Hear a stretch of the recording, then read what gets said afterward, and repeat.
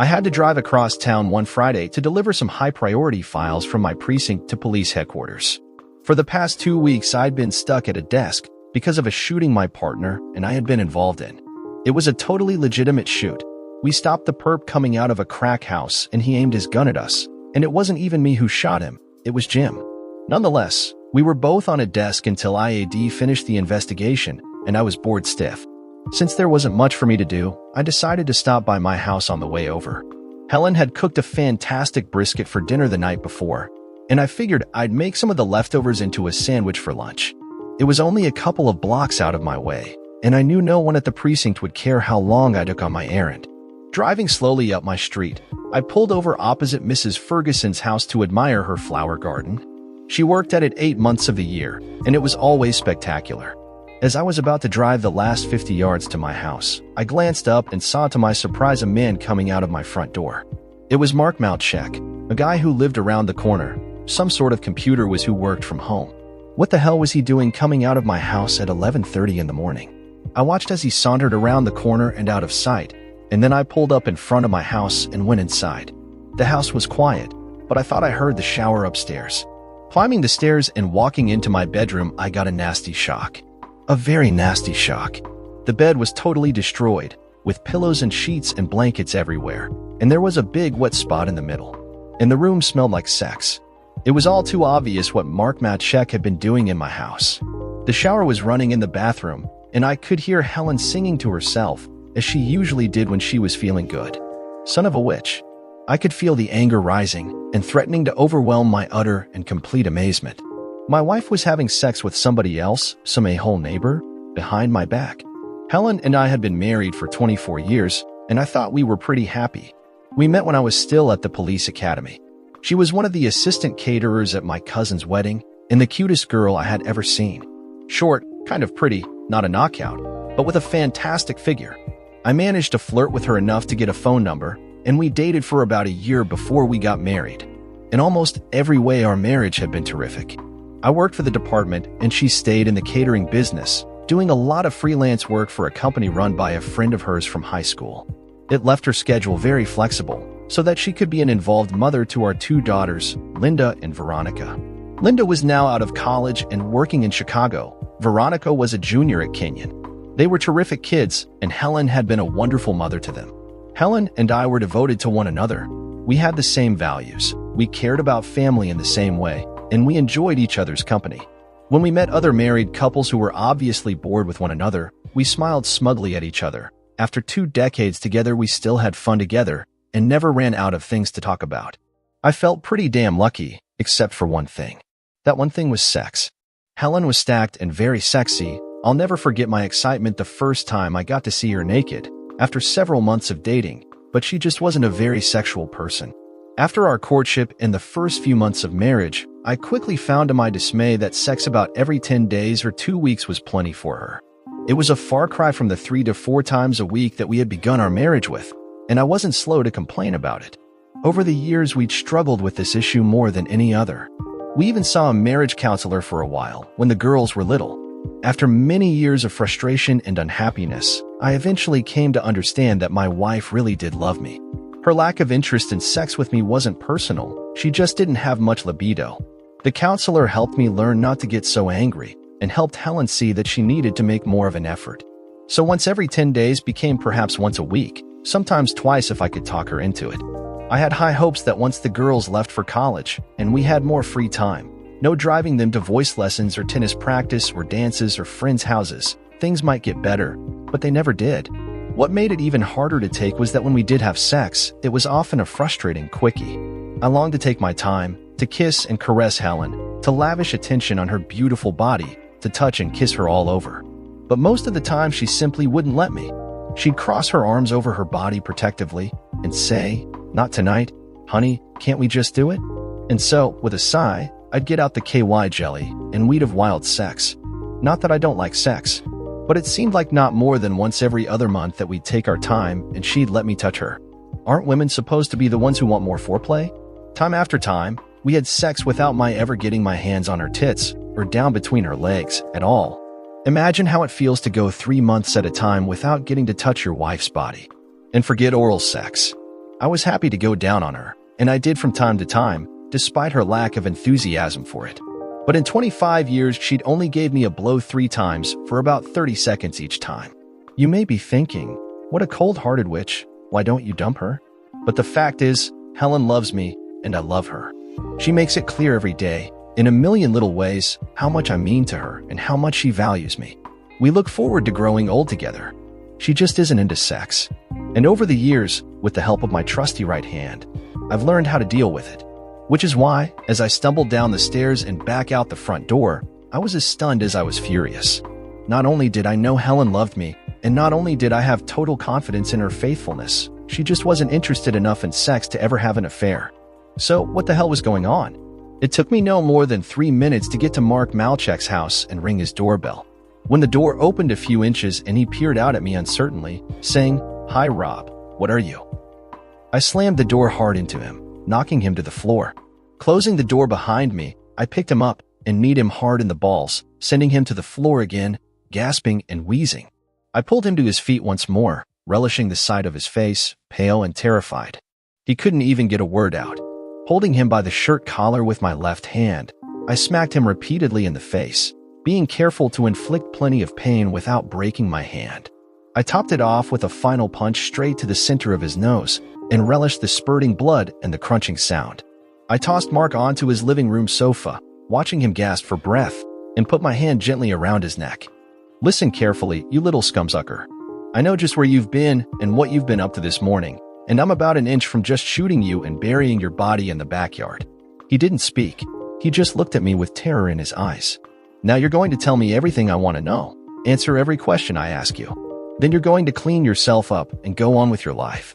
And you are never, ever, going to talk to Helen again. Am I speaking clearly enough for you?" I tightened my grip on his neck just a little to make sure I had his attention, and he nodded frantically.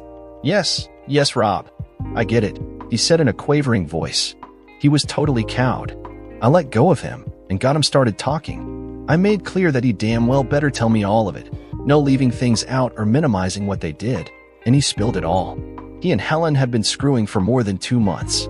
To my astonishment, he said that she had come on to him. At a July 4th neighborhood party, she flirted with him heavily whenever other people weren't in sight. 3 days later, she called in mid-morning and asked him if he could come over to help her move a filing cabinet. When he arrived, she was wearing nothing but a short bathrobe.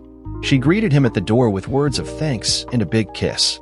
While kissing him, she wrapped herself around him and slid her hand down to caress his tool through his pants. Before he had time to say much more than, "Are you sure we should be doing this?" They were in our bedroom, her robe was off, and he was staring at her gorgeous body. She yanked his clothes off and had sex with him for the better part of 2 hours. I made him tell me all about what they did, that first time and after that. I was flabbergasted. She was loud and vocal, and she came at least once every time they had sex.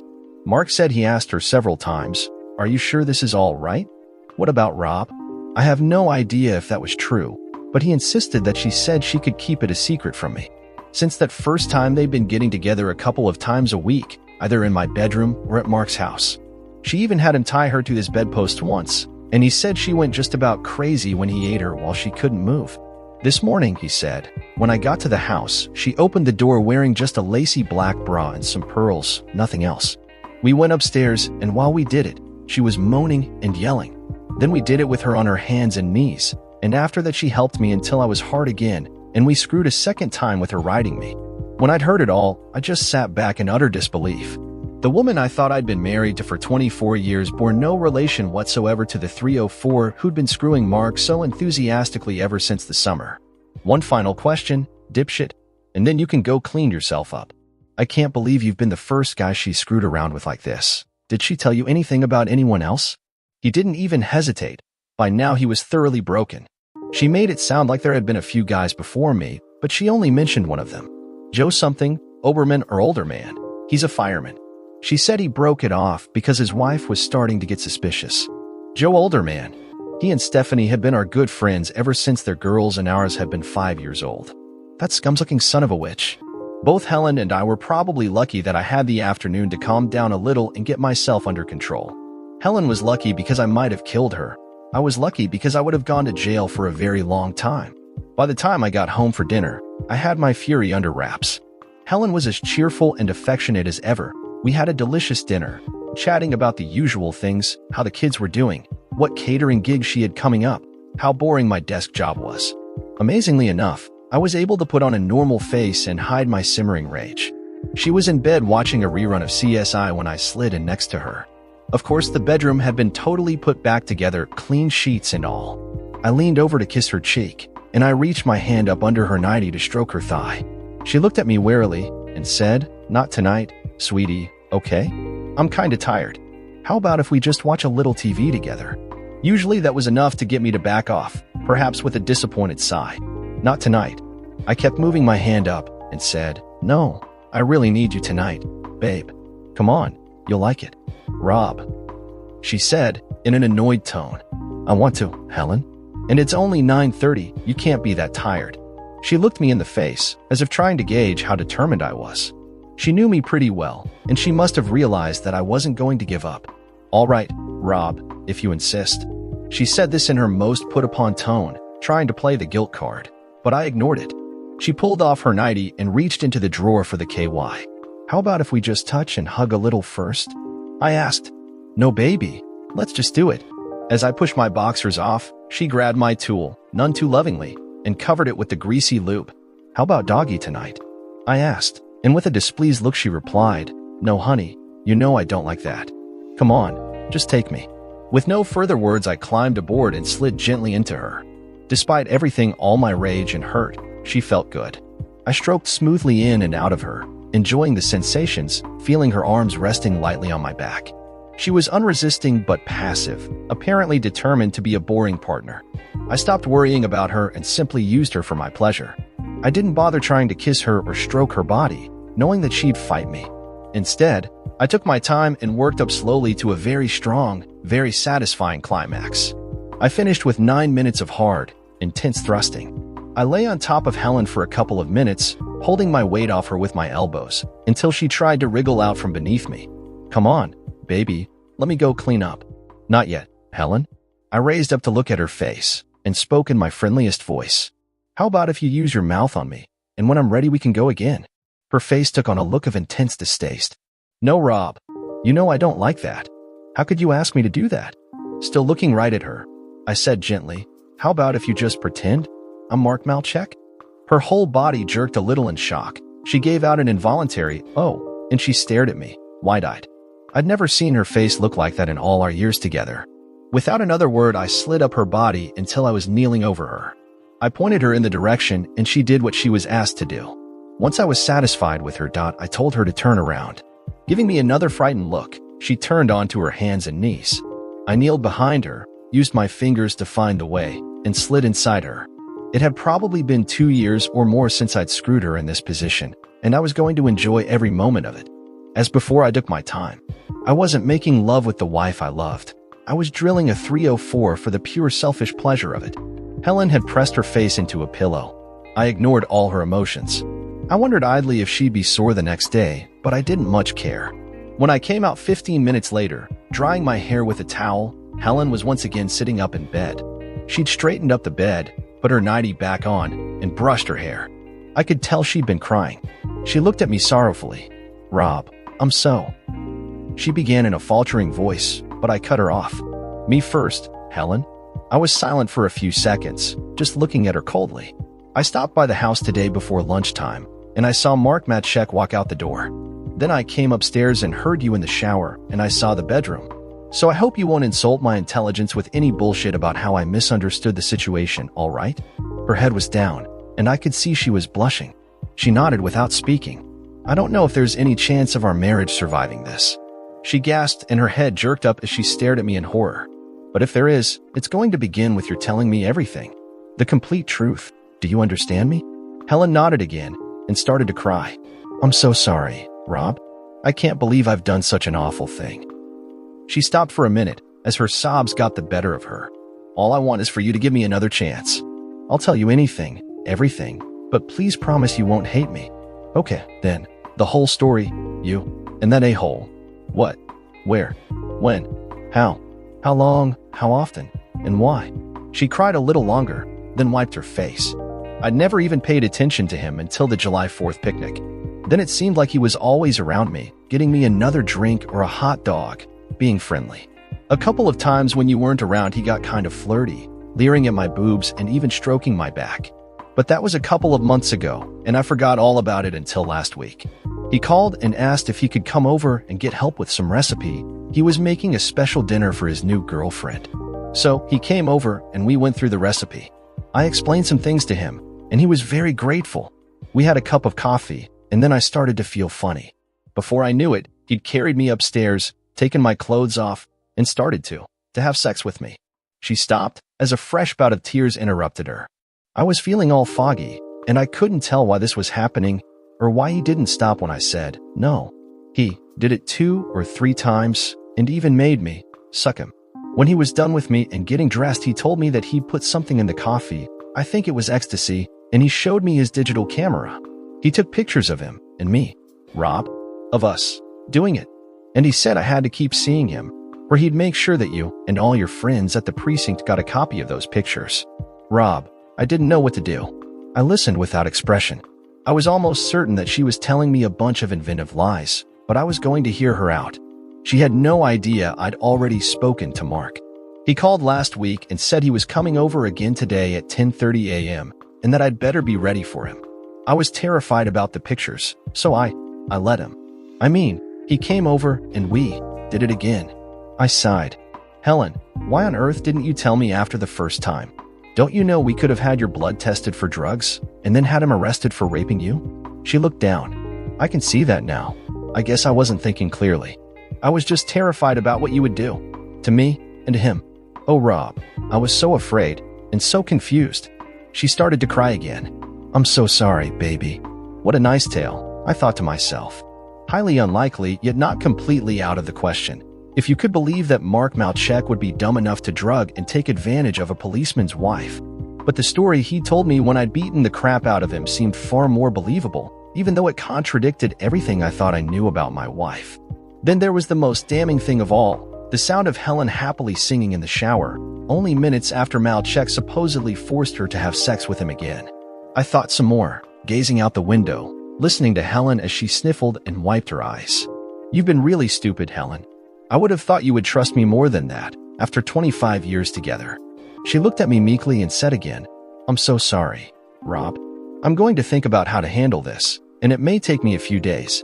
In the meantime, don't talk to Mark again, or to anyone about this, all right? All right, she agreed, suddenly full of hope. Please, Rob, don't do anything that would get you in trouble. I leaned forward, looking intently at her face. Helen, please tell me the truth now. Is this the only time in our marriage you've had sex with anyone else? She tried to look back at me, but I saw her eyes dart briefly away from mine before returning. I'd interrogated a lot of suspects in my life, and I pretty much knew what that meant. There's been no one, honey, no one but you, until Mark. She broke into tears again and didn't bother to finish the sentence. The obvious lie enraged me all over again. I got up and started pacing around the bedroom. In case you can't tell, my dear wife, I'm not exactly too happy with you right now. You're sleeping in the guest room tonight, so take your things and get out of here. Rob, Did you not understand me? I said, more forcefully. I'm done talking with you tonight. Now get the hell out of here. But baby, Go. With a little gasp, she grabbed her bathrobe and left the bedroom. I settled down in bed to watch a football game for an hour, then went to sleep. I was surprised that I actually slept well, despite not having Helen by my side as I usually did. I guess draining my balls a couple of times must have helped. When I got downstairs, I could smell the coffee brewing, and when I came into the kitchen, I saw that Helen had gone all out with breakfast. There were pancakes, sausages, scrambled eggs, even freshly squeezed orange juice. Helen was standing at the counter, pouring my coffee. She looked wan and frightened. Good morning, sweetie, she said timidly, handing me the cup. Hello, Helen, I said neutrally. This looks like a nice breakfast. We ate together, talking about safe subjects, and I watched as Helen gradually relaxed a little bit. When I was full, I slid my chair back from the table and stood up. There was one way to find out the truth about all this, and I wasted no time in getting to it. I told Helen I needed some time to myself, and after a quick stop in my basement workshop, I drove straight over to Joe Olderman's house. He was just walking towards his front door with the mail as I pulled up. I asked him to join me for half an hour to check out a new car I was thinking of buying, and off we went. I drove out towards Forbes Avenue where the car dealerships were, but I pulled off onto a quiet side road and into a sheltered parking lot behind a soccer field. Joe had been gazing idly out the window. Now he turned to me in confusion, saying, "Rob, why are we? What the hell?" I was holding my service revolver 6 inches from his face. "You son of a witch. We've been friends for more than 15 years, but that didn't stop you from screwing Helen, did you?" His face went white, and he leaned back as far from me as he could. "Rob, what are you? I never." "Can it, you prick." I confronted Helen, and she told me the whole damn story. "I'm about 1 inch from putting 3 bullets in your head and burying you where you'll never be found again." He caved. I could see it in his face, all in an instant. He figured, if Helen had already told me, what was the point of trying to deny it? Instead, he frantically tried to cover his act. "Rob, I swear, it wasn't my fault. She came on to me, I swear, over and over. I kept telling her we were friends, it wasn't right, but she wouldn't leave me alone." I lowered the barrel a bit, away from his face, and watched him take a deep breath. He was sweating, and his eyes were terrified. "Tell me the whole story, you witch. Very slowly, very carefully. And don't leave out a single thing. Because if it doesn't match exactly with what Helen told me, I'll shoot your cheating bum and make it look like an accident."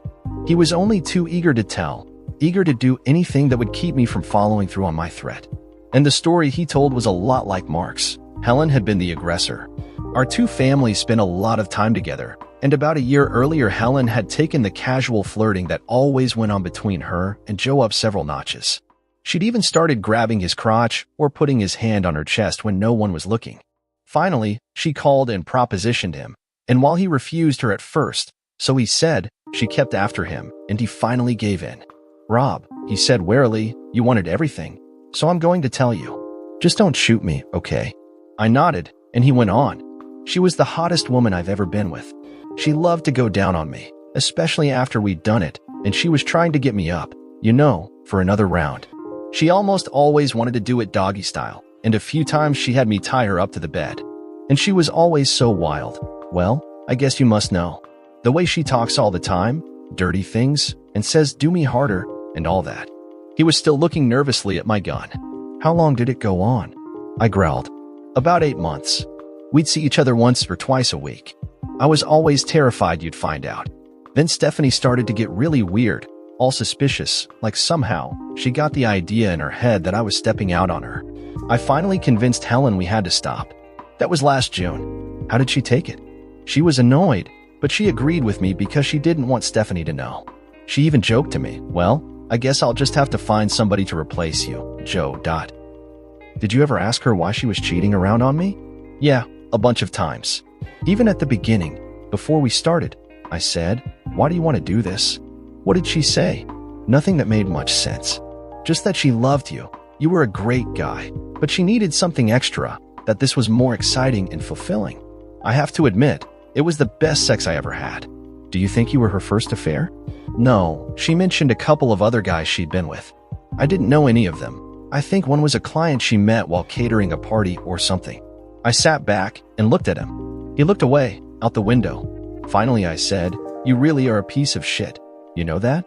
I don't care how hard she came onto you. There was only one right thing to do, and you did the opposite." He hung his head, not looking at me. I figured he was secretly jumping for joy at the thought that I wasn't going to shoot him. "Our friendship is over, a-hole. Get out of the car." "Dear? But it's probably 10 miles to." His sentence died in his mouth when he looked at my face. Silently, he climbed out of the car and walked several steps away. Without another word, I turned the car around and drove back to town. I went straight back to Joe and Stephanie's house and was lucky to find Stephanie at home. "Hi, Rob. Weren't you and Joe together just now?" she asked, peering around me to look at the empty car. "Yeah, but something came up. Listen, can we talk for a few minutes?" Puzzled, she led me to the kitchen and we sat down with cups of coffee. "Steph, we've been friends a long time, and there's no good way to say this. Joe and Helen had an affair." "What?" She stared at me. Finally, she shook her head. "Rob, I could almost believe you if you said Joe and someone else. I had a feeling last spring that something was going on. But Helen? No way." I pulled out the mini recorder I'd stuck in my shirt pocket before leaving the house. Without saying another word, I rewound it and pressed play. We sat in silence, listening together to my whole conversation with Joe.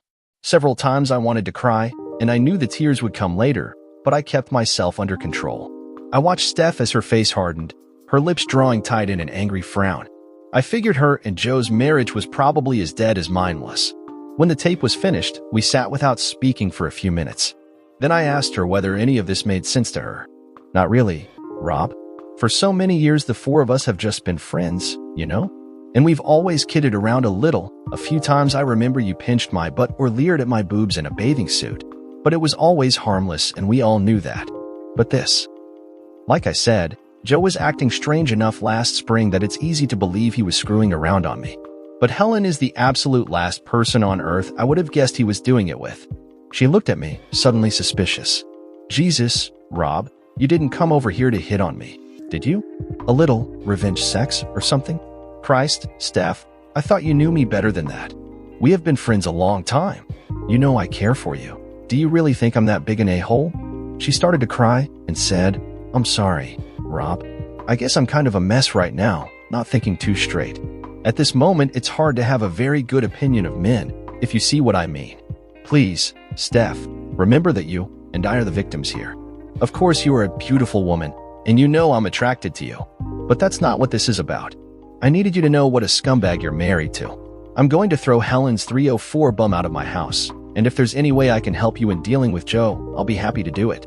I wanted you to know the truth, and to know that I'm on your side. That's the only reason I'm here, believe me. Still crying, she came over and sat on my lap, right there in the kitchen.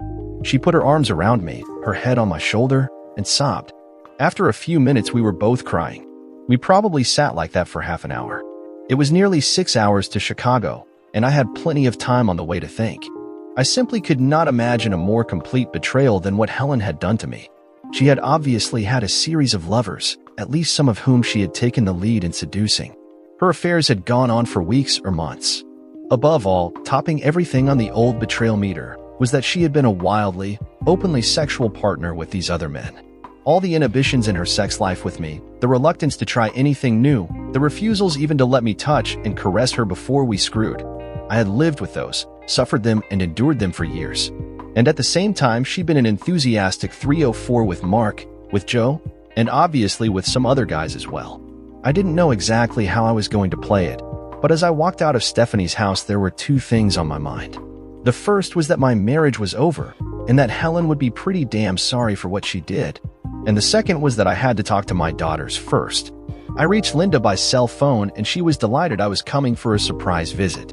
We ate at a diner around the corner from her apartment. She chatted with me for a few minutes about her new job and the ups and downs of life with her on-again, off-again boyfriend Chad. Then she said, "Okay, Dad, what gives? It's great to see you, but I know you didn't drive all the way up here for no particular reason. And you've been on edge ever since you got here, like you had 4 too many cups of coffee this morning." I leaned forward and said, quietly, "Sweetheart, you needed to hear this from me first. Your mom and I are splitting up. I found out she's been having affairs behind my back with more than one man. It's been going on for a couple of years at least. The next couple of hours were pretty rough."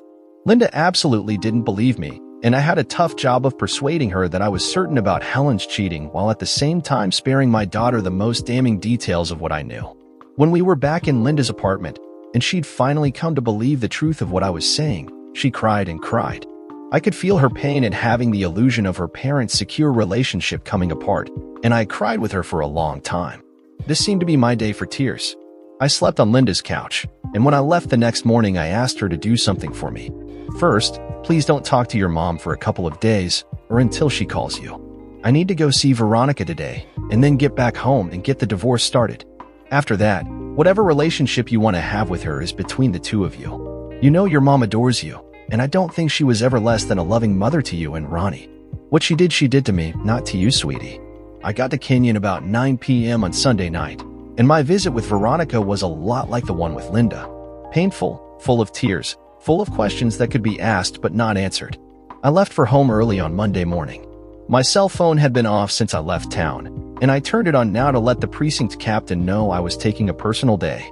There were 11 messages from Helen, ranging from the tearful and apologetic to the increasingly worried, even frantic. I deleted them and kept driving, working out in my mind how to play the final scene of our marriage. It just killed me. Killed me. A marriage that I'd put my whole heart into, that I looked forward to enjoying right until the end of my days gone. Destroyed. Shattered. And for what? So my wife could do some hot sex, explore the sexual side of herself that she'd never managed to reveal to me? I made a call to a PBA lawyer I knew and got a recommendation for someone to handle my divorce. When I reached town, I went straight to the guy's office, spent an hour with him, shared Joe's tape, and got him started on the paperwork. The girls were both out of the house, so there weren't going to be custody or support issues. I wanted the house, and if Helen fought me about it, I'd do my best to publicly humiliate her. Beyond that, I didn't much care. When I drove by the house around 4 p.m., Helen's car was nowhere to be seen. Good, I thought. I put mine in the garage, went inside, and called a 24-hour locksmith service.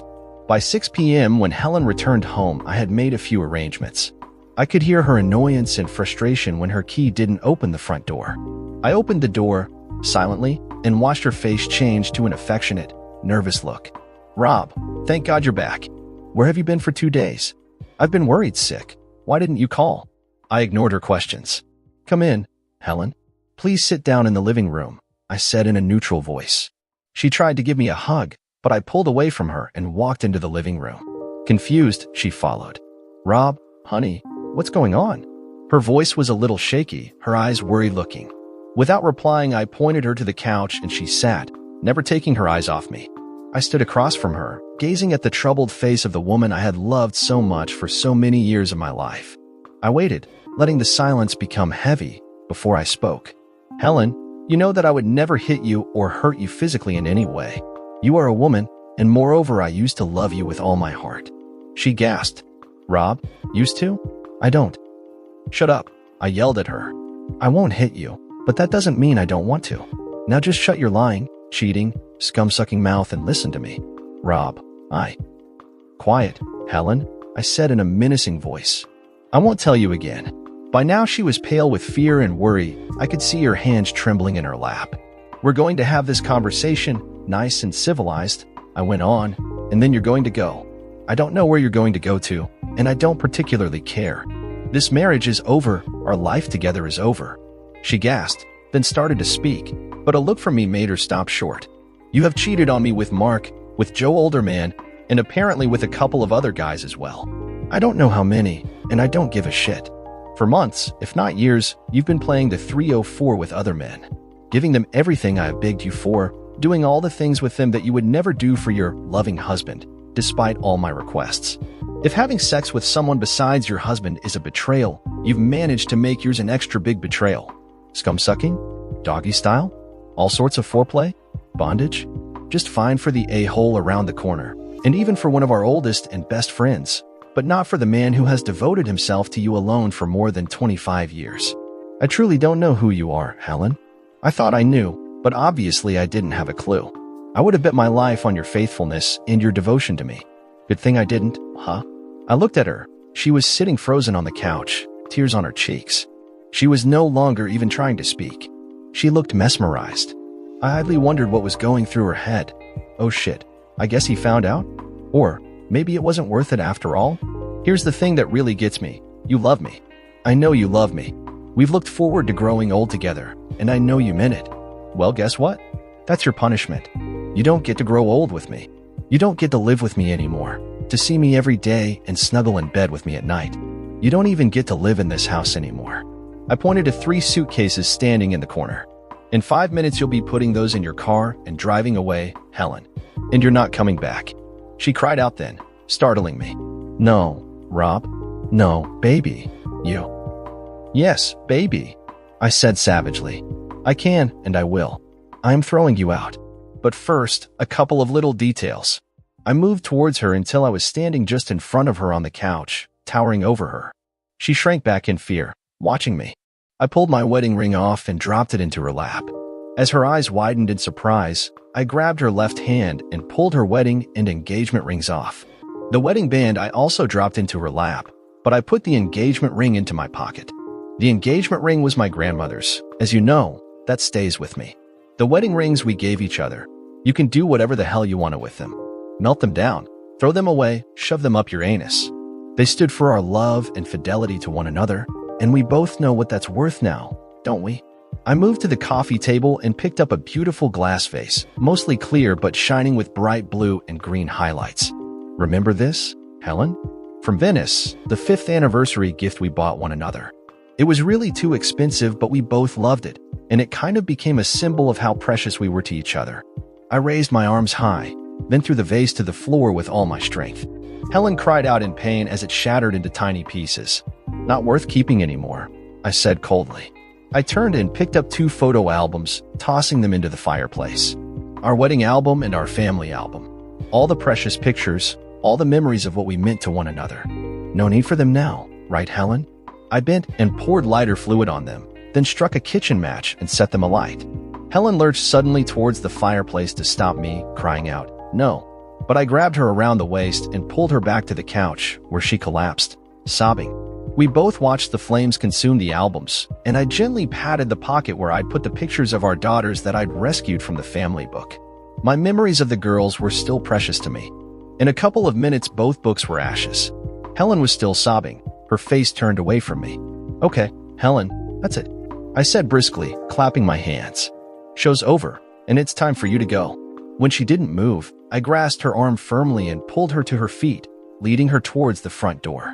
"Wait, Rob, wait," she said, struggling to free herself. "You can't just throw me out of here." "Actually, I can, Helen, and I'm going to." Her face showed her pain and her fear.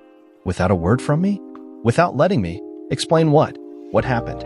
I stepped back, looking at her for a long silent moment.